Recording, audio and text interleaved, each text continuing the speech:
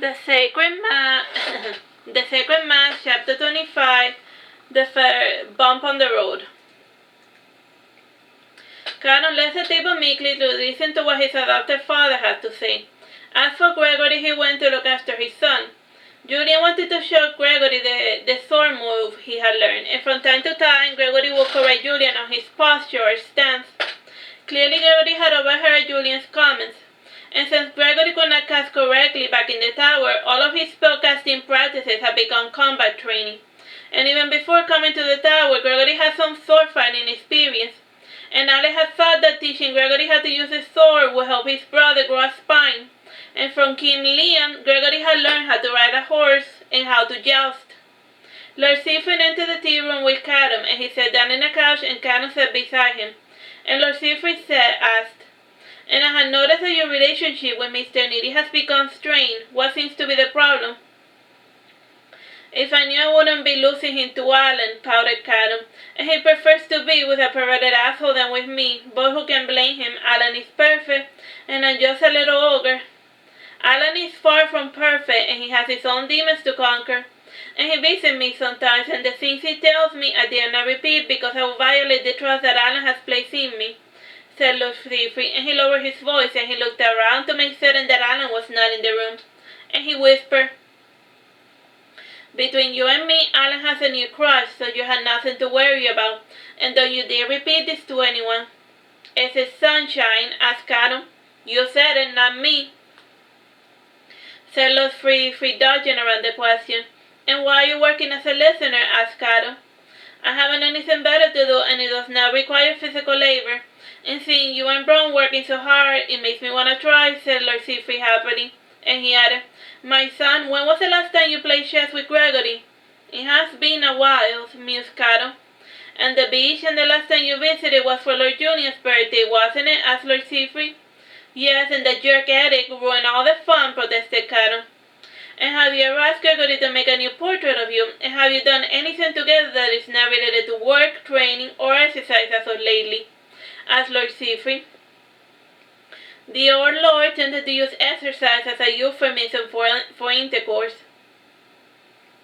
Caron turned his face away from his father, and sighing, he said, "I haven't been engaging in our other hobbies, and haven't even bothered to see any of his new drawings or paintings, and I don't know why I have become so obsessed with exercising. It is a novelty of it for you, Caron, but Gregory has a bit more experience, and never lose sight of the thing that bound Gregory to you," said Lord Siegfried. "But I don't know that. I don't even know when Gregory started loving me, and it must have been before he made that painting, and maybe he started with the lessons, or maybe he found comfort in me during the war as both Grimory and Gregory, and there's nothing special about me. I really didn't know anything in the world war, and I just put a bunch of poor souls to sleep to get killed in their dreams," said Caron sadly.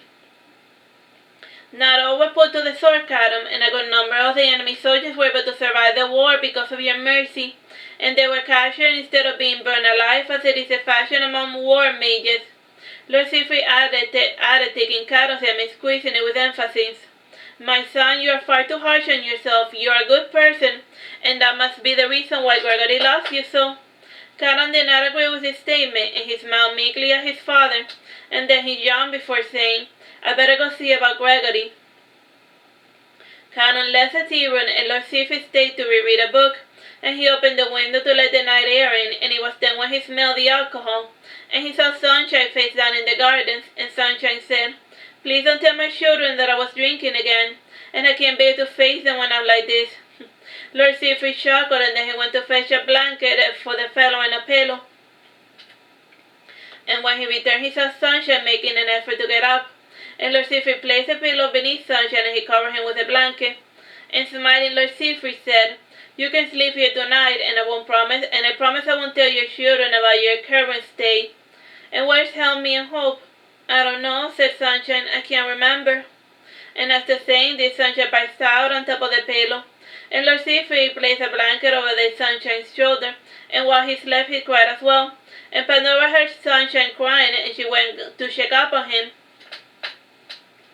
And she said to Lord Siegfried, "Poor Sunshine," and his relationship with Cedric was always strained, and he was born different, so she treated him differently, and one day he disappeared.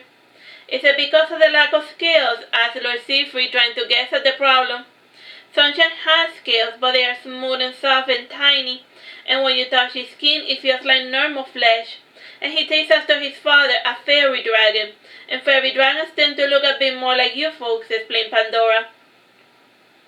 But even among the Draco Fae, Sunshine is unique. And Pandora left the garden, and Lord Siegfried stayed there to keep an eye on Sunshine while he read a book. And the folks in this house had gone to sleep, or they had gone to their rooms to do their nightly activities. And about 30 minutes after Pandora's departure, Allan appeared to share with Lord Siegfried, and he wanted some advice as to how to impress the sophisticated Dr. Sunshine. And when Allan had last left with Sunshine, he had expected to make love to him, and he said Sunshine gave him Allan a full checkup. And Allan grinned with pleasure when he saw Sunshine pass out on the floor, smelling like a brewery. It greatly pleased Allan, for this made Sunshine more accessible, or so he thought. And Lord Siegfried studied Allan coolly, and he was already used to his unexpected visits. And Allan sat down on the floor to get a better look at Sunshine, and Allan gingerly held on to the golden locks of hair, and he noticed that there were fine grains of sand on them. And Allan lay down on the floor to be at eye level with Sunshine, and Allan passed his hand over Sunshine's hair in order to get a better look at his sleeping face. And when he removed the blonde hair, he was displeased to see the frightened look staring back at him. And Sunshine had the look of a wounded animal struggling to escape. And the look relaxed when he saw Allan. And Sunshine seemed to be mouthing something. Allan drew nearer, and Sunshine said, "Allan, I'm dying.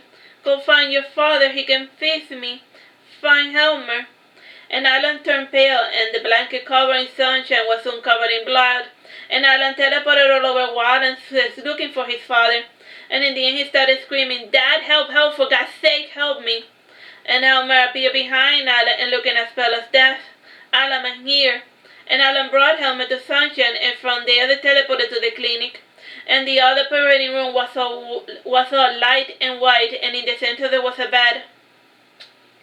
Helmer wrote runes on the wall, and then the staff composed of dolls in white outfits entered the room with many strange machines and tools. And Allan sat in the corner of the room while he waited for Helmer to finish his operation. And after 4 hours, Sunshine was finally stabilized.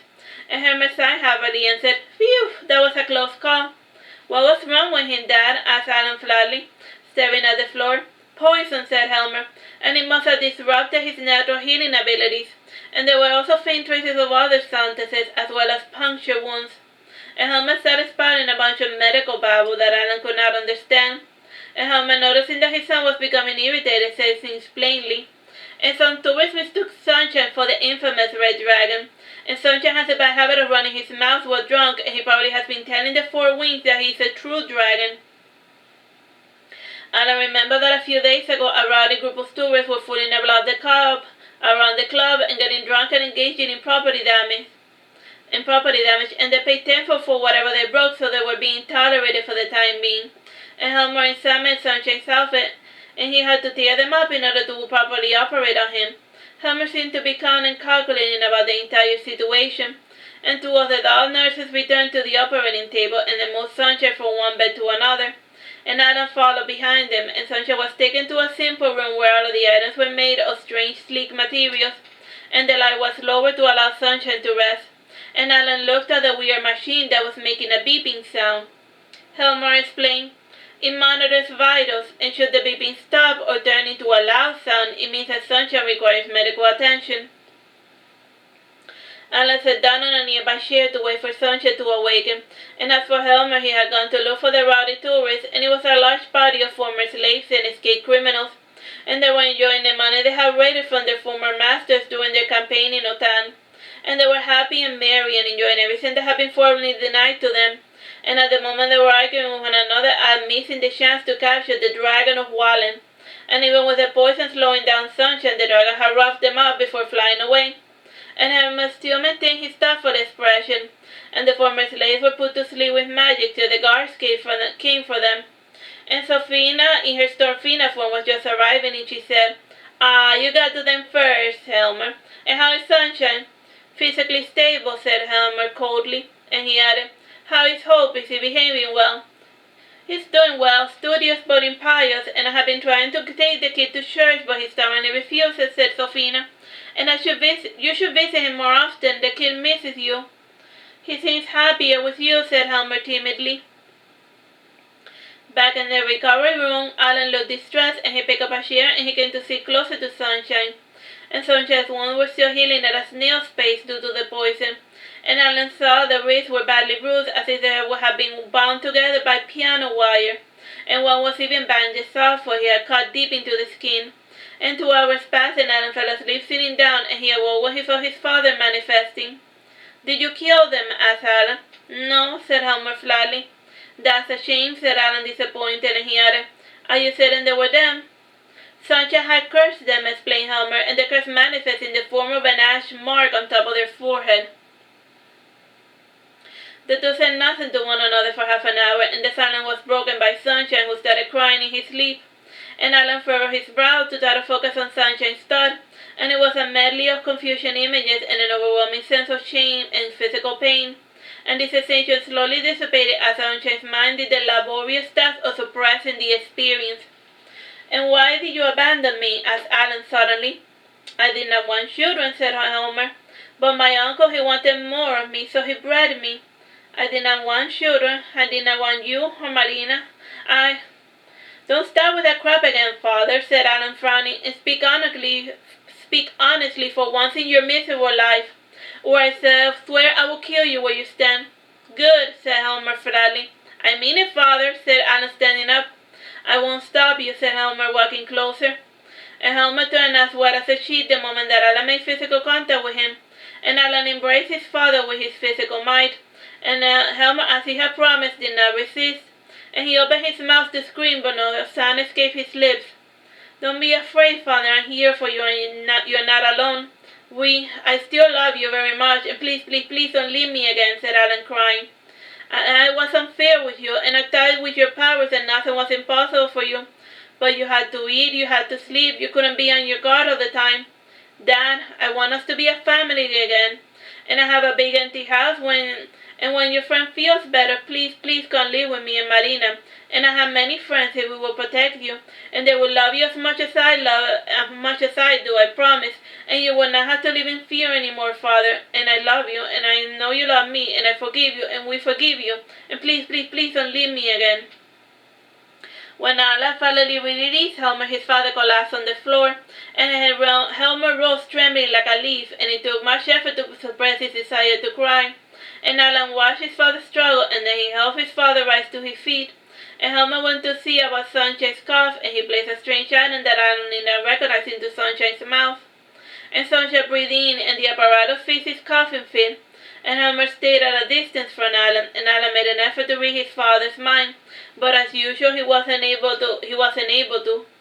The two stayed keeping an eye on Sunshine until the toxicity wore off. That's the end of that one. Bye bye and God bless.